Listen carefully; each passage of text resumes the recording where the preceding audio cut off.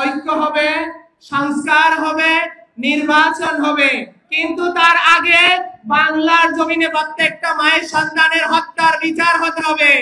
বিচারের আগে বাংলার জমিনে কোনো নির্বাচন হবে না।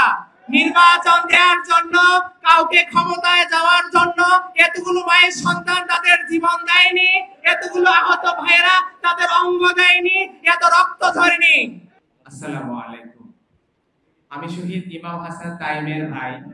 যাত্রাবাড়িতে যেই ছেলেটাকে তার বন্ধু টেনে নিয়ে যাচ্ছিল আর পুলিশ বারবার গুলি করতেছিল, সেটাই আমার ভাই।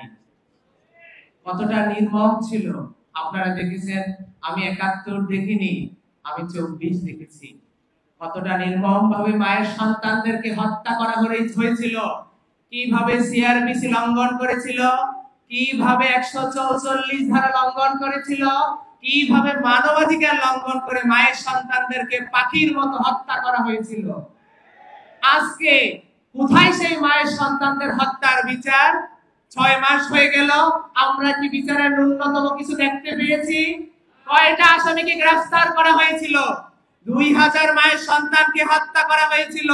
যদি আপনারা পরিসংখ্যান করেন, একটা হত্যায় একটা মানুষ জড়িত থাকলে ২০০০ মানুষকে গ্রেফতার করার কথা ছিল। একটা হত্যায় ২টা মানুষ জড়িত থাকলে ৪০০০ মানুষ গ্রেফতার করার কথা ছিল। এই পর্যন্ত কয়টা মানুষ গ্রেফতার হয়েছে? গত ৩-৪ দিন আগে ট্রাইব্যুনাল থেকে এসেছে ৩৫ জন আসামি গ্রেফতার হয়েছে। এটাই কি বিচারের নমুনা? আর কি হবে দেখা? যতদিন যাবে বিচার পাবো কি আমরা? তবে আমাদেরকে সকলকে একটা কথা আমি সবসময় বলি, ঐক্য হবে, সংস্কার হবে, নির্বাচন হবে, কিন্তু তার আগে বাংলার জমিনে প্রত্যেকটা মায়ের সন্তানের হত্যার বিচার হতে হবে। বিচারের আগে বাংলার জমিনে কোনো নির্বাচন হবে না।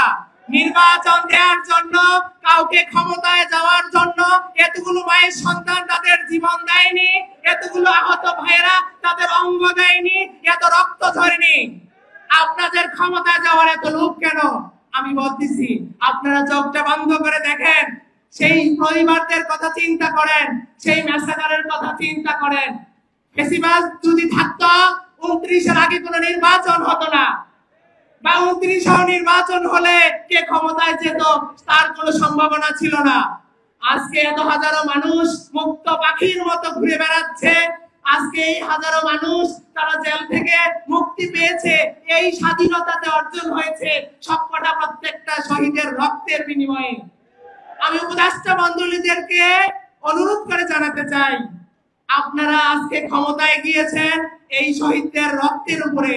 প্লিজ আপনারা এই শহীদদের রক্তের সাথে বেইমানি করবেন না, জাতির সাথে বেইমানি করবেন না, বিচারের দিকে দৃষ্টি আকর্ষণ করেন। আপনাদের কাছে অনুরোধ রইল, প্রিয় সাংবাদিক ভাইয়েরা, আপনাদের আরেকটা দৃষ্টি আকর্ষণ করতেছি।